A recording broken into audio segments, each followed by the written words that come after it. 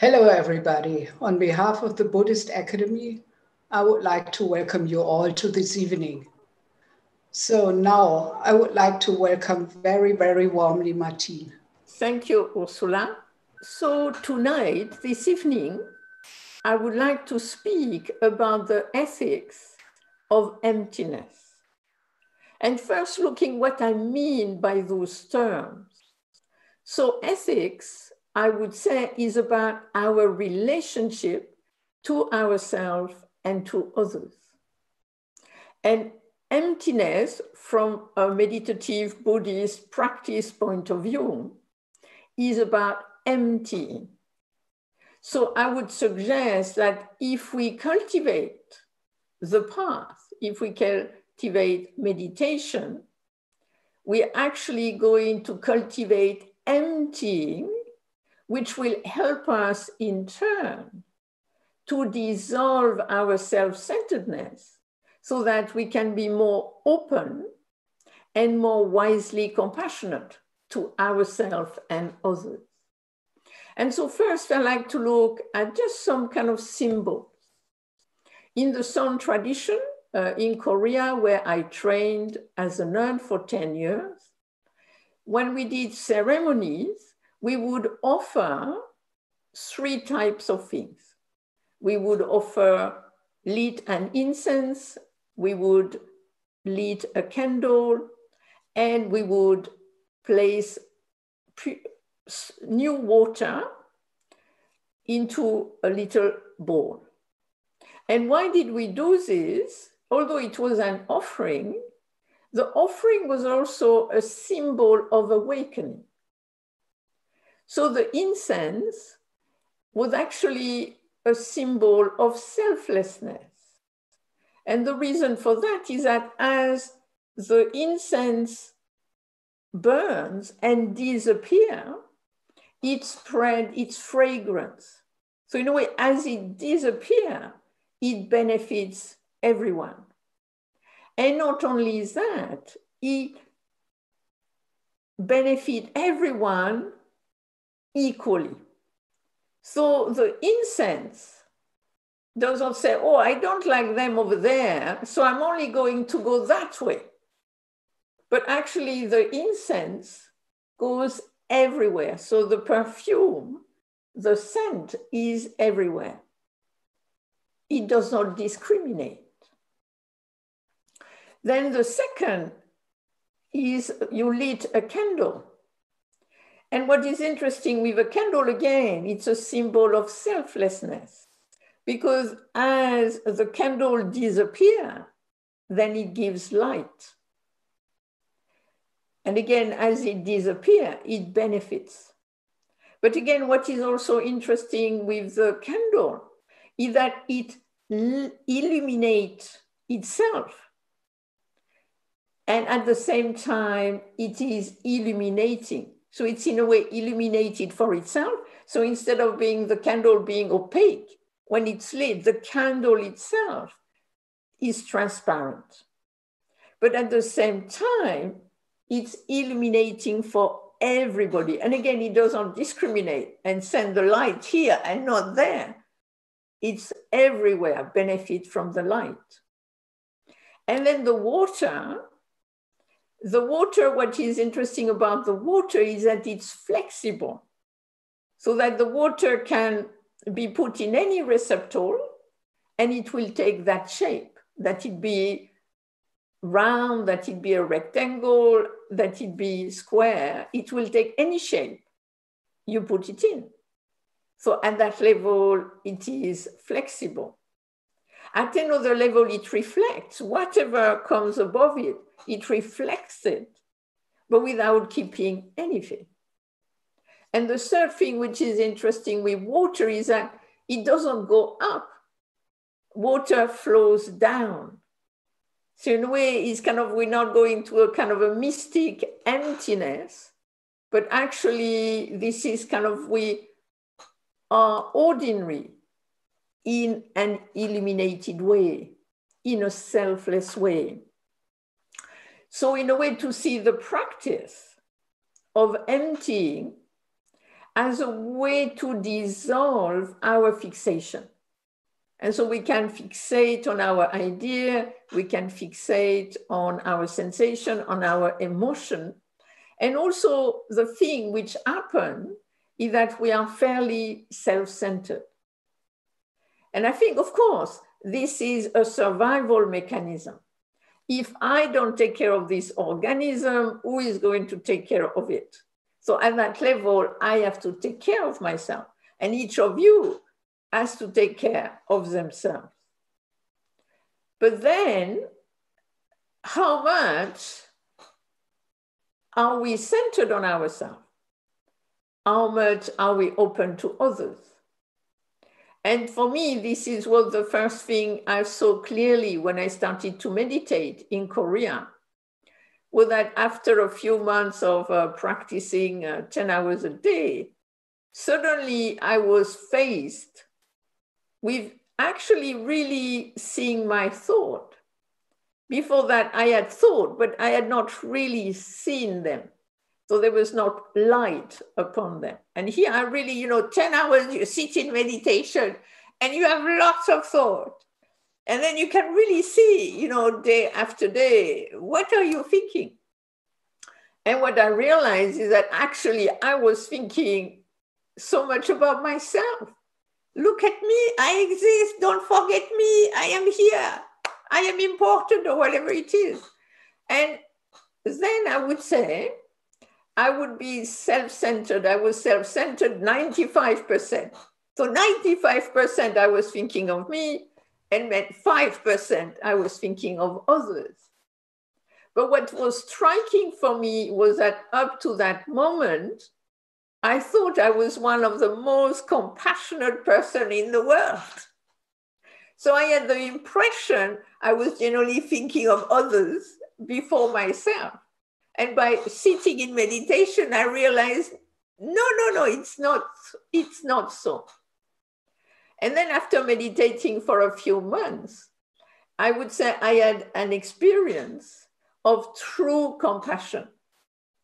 And what was striking for me is that that moment of compassion was because I thought about the other person.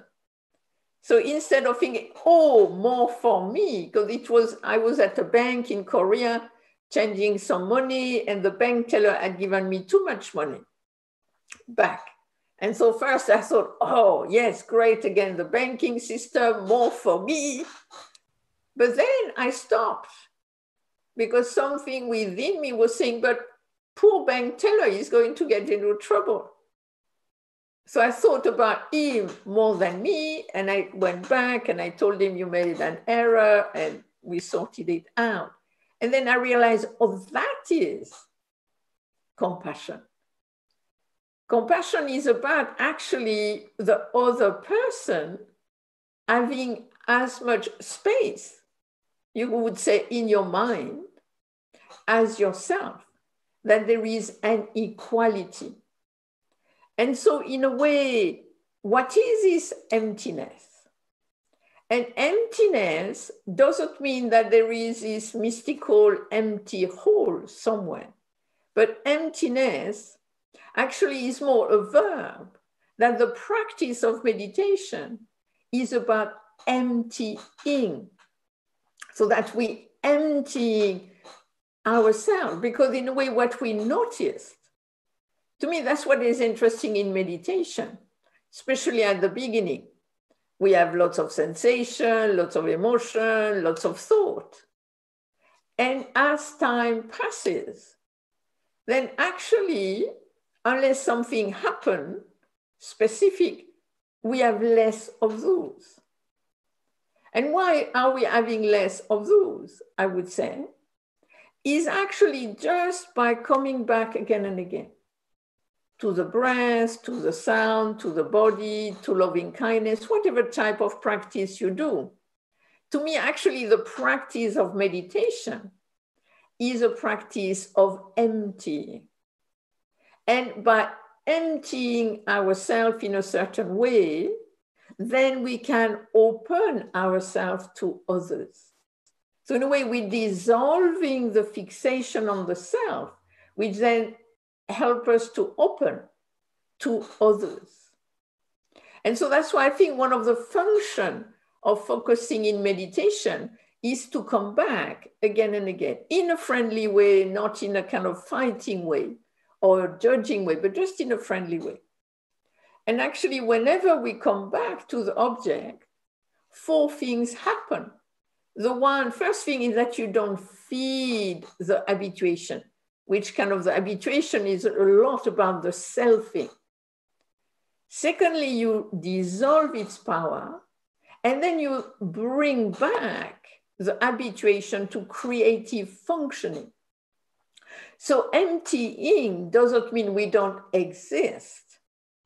Emptying means, in a way, we dissolve the obstacle to our creative functioning. Because in a way, what we've done is kind of really become a little habituated in automatic pilot, being kind of fixated. And going back to the breath, for example, help us to bring back to the creative functioning. And of course, if we want to think, if we can have emotion, we can have sensation, we can relate, but we're going to relate in a much more spacious way. Because by coming back to the breath, we also come back to the whole experience. Because in a way, when we go off, a lot of the time we go into abstraction. And what is interesting, a lot of abstraction about myself, about others. So in a way, it's a lot about fixation, about abstracted perception.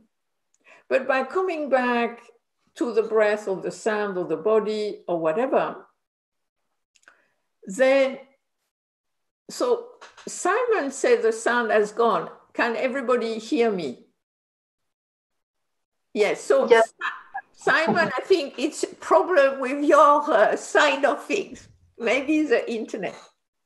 So by coming back in a way to the focus, we also come back to what is going on right now. Myself in this moment with a situation or another person. And to me, one of the beautiful practice we can do in terms of ethics, of emptiness, is actually the listening meditation. And through listening to sound, listening to the music of life in a totally open and stable way, then we learn to listen to others in a very different way. Because this is something you can check. When you listen to somebody, what do you do? And I would say often we have 3 ways to listen. One way we listen, and then we kind of, the person speak, and actually we're waiting for them to stop so we can say something so much more interesting. We also try to remember what we're thinking, which is so interesting, so we don't forget it when they stop to speak. So in a way, you're only listening 1/3. Second method, you listen, you look in the right direction, so you look at the person who is speaking, but actually you think totally about something else. And so when they ask you at the end, oh, what do you think? You have no idea what they said. And this is interesting because your ear works. But in a way, your consciousness was not there. There you could say there was too much emptiness. Nobody was there. Nobody was there for the person, one could say. And maybe one was there for oneself. Because if you listen to somebody, the first case, and you wait for the person to stop, again, it's about me.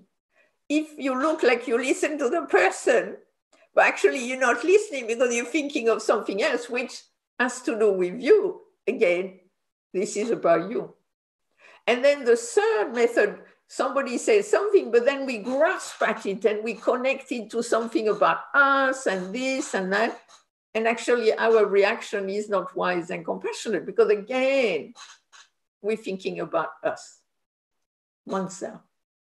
And then I would say what meditation helps us to do is what I call creative, wise, compassionate listening.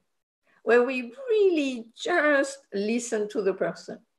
We totally there. We totally present, like if we were focusing in meditation. We're really present to the person. So our whole organism is present to the whole organism of the other person. And then when the person stops, generally you say something so much more relevant, so much more wise, so much more compassionate. And often you surprise yourself. Oh, I had never thought that before. And it's very often very helpful for the person because they really feel listened to.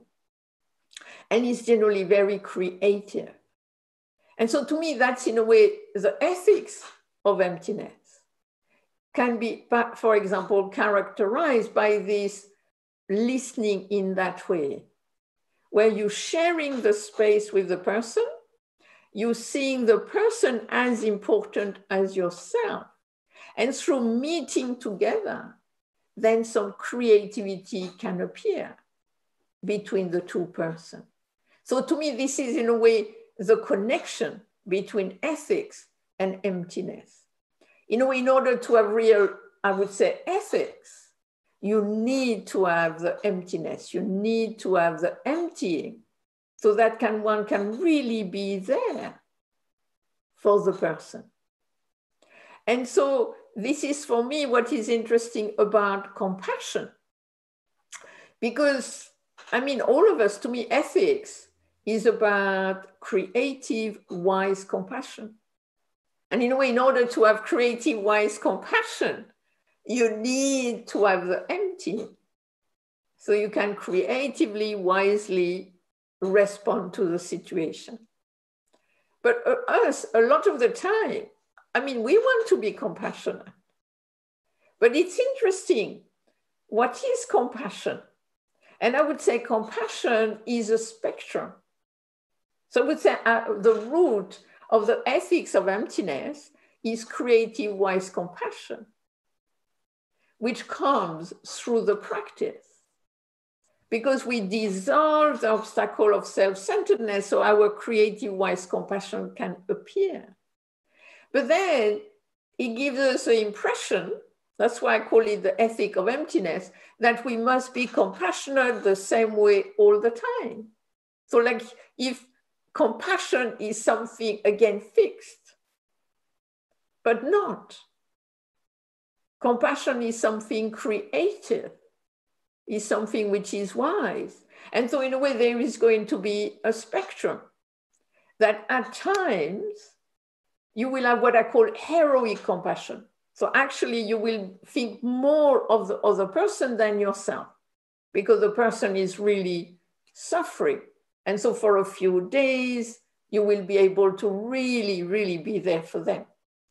But again, you as a person is limited by your own conditions. So this heroic compassion is limited by time, by finances, by emotional limit, mental limits. So we can, yes, have what I call heroic compassion, but not all the time, not to the same degree. Then on the other side, you have compassion for yourself because you are one of the sentient beings. So you are part of this ethics of emptiness, this creative, wise compassion. And so when you are suffering, you have to take care of yourself.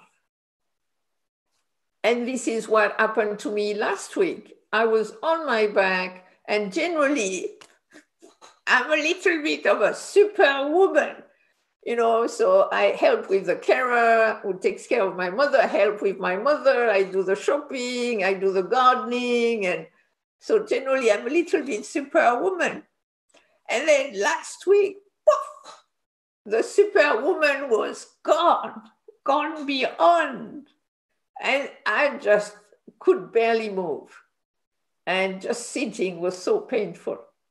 And so there, I really just have to have compassion for myself, which means I never do this, but I canceled meetings, I canceled teachings, because I realized I cannot do it.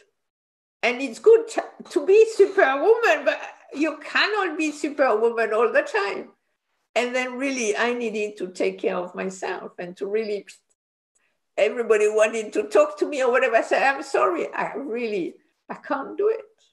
And it's just now that I'm starting to feel a little better, that I'm doing a little bit of things, but not too much. So at times, if we are suffering, then we have to take care of ourselves in a creative, wise, compassionate way. And sometimes we are both. We take care of ourselves while equally taking care of others. So to see that this ethics of emptiness, this creative, wise compassion, is really a spectrum, which will really depend on, I would say, one of the bases of the teaching of emptiness, which is conditionality. And again, I think what meditation helps us to see is that what is emptiness about is that we cannot reduce ourselves to any one condition that forms us. And this is, in a way, one could say, the main basic teaching of the Buddha, that we are actually, each organism is a flow of inner conditions meeting outer conditions. And then the ethics of emptiness is, how do I take care of the inner condition while also taking care of the outer condition, while also creatively engaging with inner and outer condition in terms of suffering. So in a way, emptiness is about realizing we cannot reduce ourselves to any one of the conditions that forms us. But it is also the same with others. And to me, one of the things which is difficult in terms of compassion, in terms of ethics, is how we fixate ourselves. But we also have a tendency to fixate others. So either we fix them in, they must always be good, or they must always be available, or they're always terrible, they're always whatever. And to me, this is very interesting when we meet somebody. So in a way, this is really, I could say, the relationship is kind of like the idea of the ethic of emptiness is when I meet someone, how do I meet that person? Am I meeting that person in terms of my history with that person? Am I meeting that person with how they were a year ago or a month ago? Or am I meeting them now? Also me, am I the same as a year ago? Am I the same as a month ago? Or am I a little different right now? So can me be right now? And can I meet them right now? Instead of meeting my past person, meeting their past person. But in a way, the past person is empty. And the past person of the other person is empty. Because, I mean, they could be a little similar, but they cannot be exactly the same. In the same way, I cannot be exactly the same. I mean, 2 months ago, I was superwoman, cutting brambles, working in the garden every day. And I'm sure I am not superwoman right now. I could, I can barely, I can walk, but that's about it. So, am I superwoman or not? Or this thing, is it more according to conditions? So in a way, to me, that's what the beauty of the ethics of emptiness is trying to, can I creatively engage with my conditions, inner and outer right now? And can I creatively engage with the other person, inner and outer condition? Because what happens sometimes is we meet somebody or we meet ourselves. And again, then we go into the future. And I see parents often doing this with children.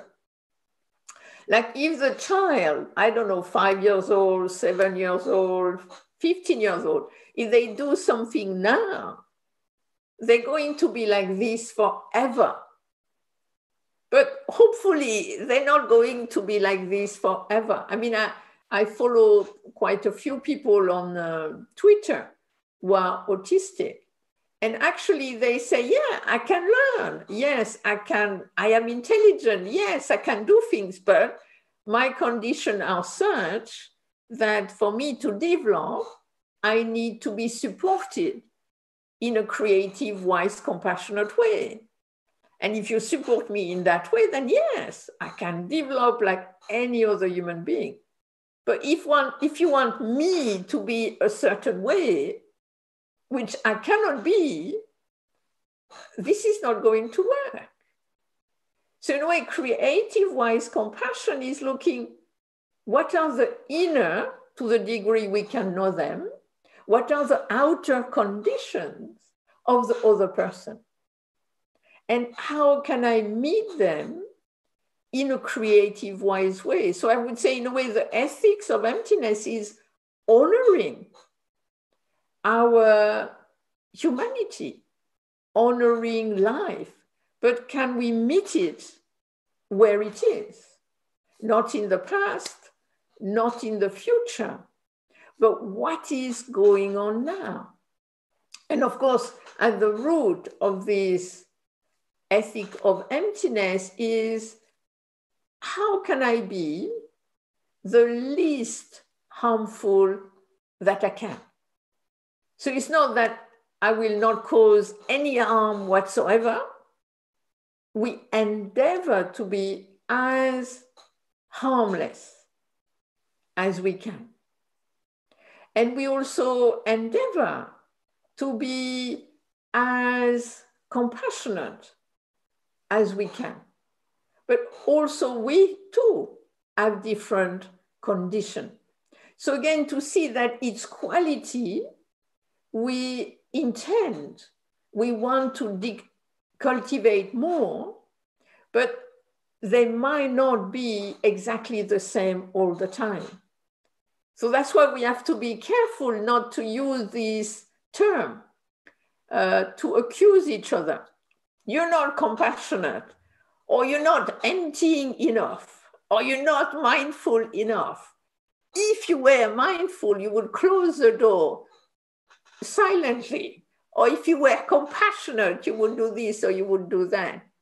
We have to be careful not to fixate. These are qualities that we endeavor to cultivate for the benefit of ourselves, but also for the benefit of others. So this is what I wanted to share this evening.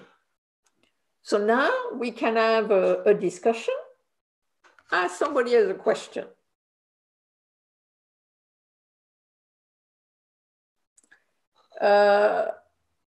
Personally, I would say any meditation actually helps us to cultivate emptiness, like coming back to the breath, coming back to the breath again and again, then you are emptying the fixation.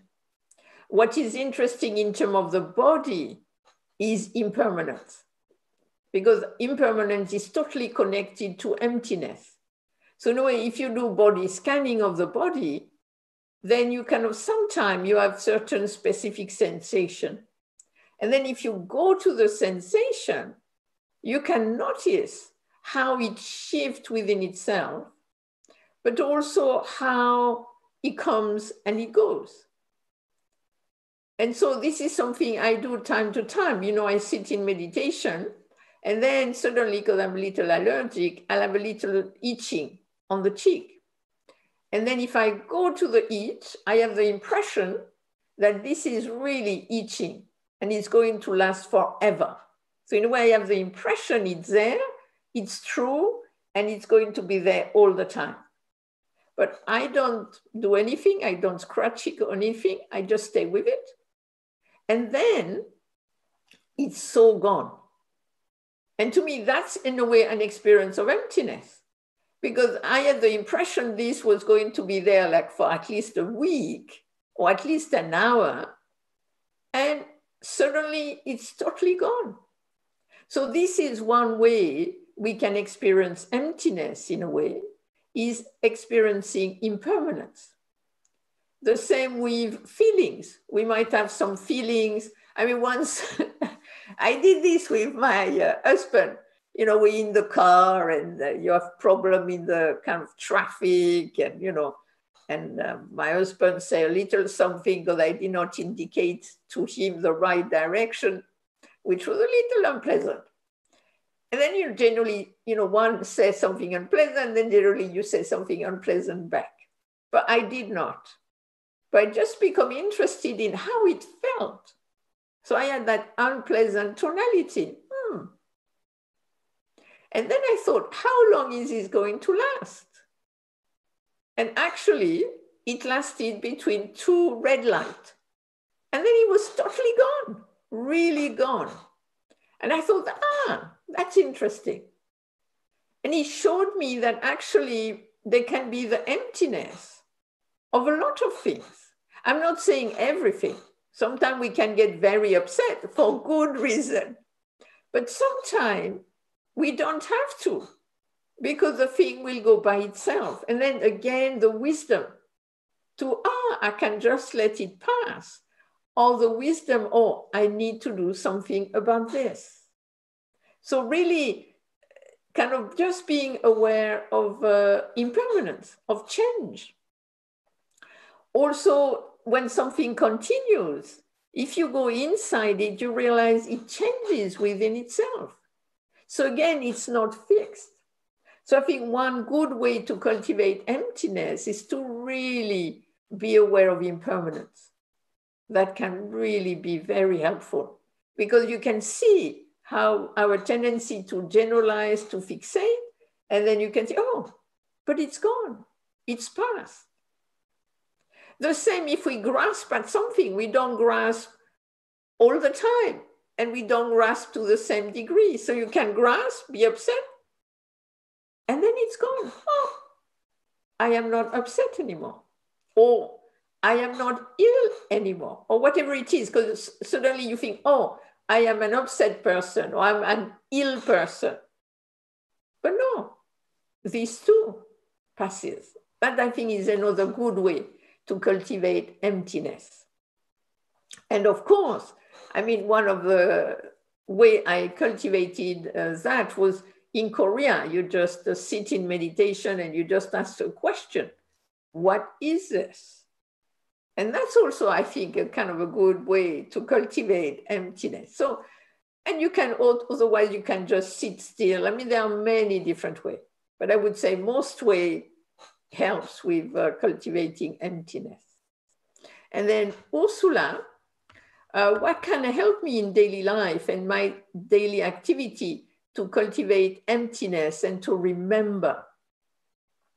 Personally, I think first, we have to be aware that most of the time, actually, we don't grasp. So we're actually already experiencing emptiness. So in a way, we don't have to fabricate it. We don't have to fabricate emptiness. I think we're experiencing it a lot of the time. We're experiencing it a lot in nature. This is an interesting one, in nature. And think of emptiness as space. And notice, when am I spacious? When am I preoccupied? So let's say you go for a walk, and you go for a walk, are you present? Do you see the tree? Do you see the color of the flower? Do you hear the sound without doing anything with them? Just in a way appreciating it. Or do you make it mine? I would like to have those flowers in my garden. Why is not this tree like this? Or whatever. Or are you thinking about something else? about you and not at all, although you're in nature, you're not there. So I think it's kind of a question of how much are we here in a spacious way, in a friendly way. And I would say a lot of the time we are, when we cook. You know, again, you cook, can you cook in a spacious, creative way? Or are you thinking, oh, I'm a terrible person, I don't know how to cook, or I have this friend coming, I must create the most amazing meal ever? Or I will do the best I can with what I have. So it's how much do you add? It's kind of interesting, this emptiness, is how much do we add? And also it's a little bit about tension. If there is no tension, a lot of the time, there is spaciousness. If there is tension, some of the time, there is that grasping, there is that holding. So it's kind of noticing, what is it that helps me? Also to see if we are stressed, we're going to be in tension. And then generally there will be less emptiness. So it's kind of, again, kind of cultivating inner and outer condition. So of course you have the inner kind of condition which we can try not to grasp so much, maybe not to plan so much, maybe not to worry so much. Unless there is something to really worry about, but then can we do it in a way which is spacious? Because you know, when you worry about something, then you keep thinking about it and you think the more I think about it, the best it's going to be, and generally not.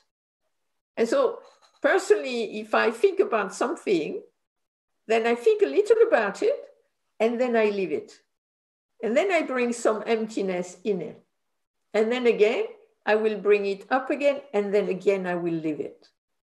Same when you, at night, you cannot sleep. And then if you think too much, then you really are not going to sleep. And then you can really bring some emptiness by focusing on the breath, focusing on the body. So in a way, when I kind of become a little dense, a little kind of preoccupied or agitated, what is it that is going to help me to bring a little spaciousness? So I think that's the way I would look a little bit in terms of emptiness in daily life. Say is a difference between emptiness and space. Personally, I would say they are the same thing. That in a way, emptying creates space. Space in the mind, space in the emotion, space in the sensation, space in the relationship. Like, you know, if we love somebody, do we want to stick to them all the time? Or do we have space within that love? So personally, I would see them in both ways. It's more about dissolution. It's kind of, in a way, the practice is about dissolving the obstacle to our wisdom, to our compassion. And then by dissolving the obstacle, then actually it's not an empty hole, but within that, our creative functioning can come out so much more. So at one level, I would say it's the same. It's kind of allowing, it's kind of something is less fixed, less solid, and then they can be more creative functioning. So I would say, yeah, at one level, they're similar for me. You see, the problem with emptiness, personally, is that it's made out to be this amazing thing. But what is emptiness? Emptiness is the fact that things are not sticky. Things are spacious. We are not holding on. So, I mean, the best way to show this is that, let's say, this is precious. I grasp at it. And if I do this for a long time, then I get pain in my arm. So tension indicates grasping. But the worst thing is that I cannot use my hand for anything else. And so the emptying of this is not cutting the hand or getting rid of the object, but the emptying is opening the hand. So you can use the object. So what is interesting with awareness, I think there are different types of awareness. You have what you could call basic consciousness, like we conscious. Our kind of a faculty operates, we can see, we can hear, we are conscious. As a human being, as an animal, there is consciousness, we are alive. And then we can, in terms of, I think you talk about awareness, we talk about sati. And so in a way, sati, from the old language, means memory. That's interesting. One idea of it is memory. So you remember your value. That's one of the ideas of sati. Sati also is presence of mind. So you are present to what is going on. But also sati for me is what I would call a caring and careful awareness. So it's not just being aware, but it's being aware in a certain way. And so what we can notice, what is interesting is to notice when we're not mindful. So when we're not mindful, we can be unmindful or unaware in two different ways.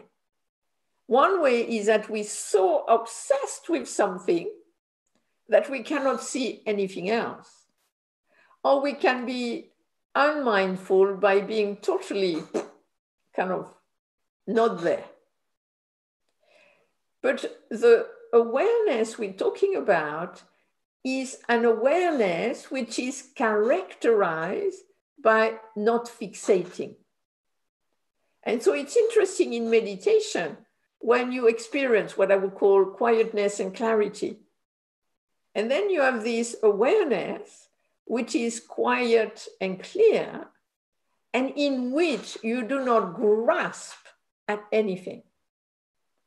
And so you could characterize that awareness by being spacious, by being empty of sticking to anything.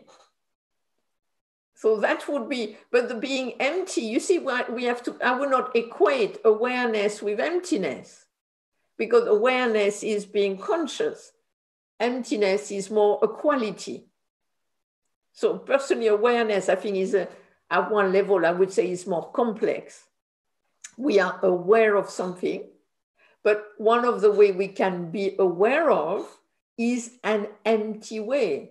And being empty means we're not grasping at anything. We're not fixating on anything, but it still means we are conscious, we are aware, and we can be creatively wise and compassionate. There is a very interesting quote in a Zen text where the six patriarchs say, no mind is to see all things with a mind free from grasping. So for him, no thought or no mind doesn't mean that you are mindless, but it actually means that there is space so that there is no obstruction. You can see everything very clearly. And at the same time, you do not stick to anything. So I would say awareness is an activity and emptiness is a quality of it. So thank you very much.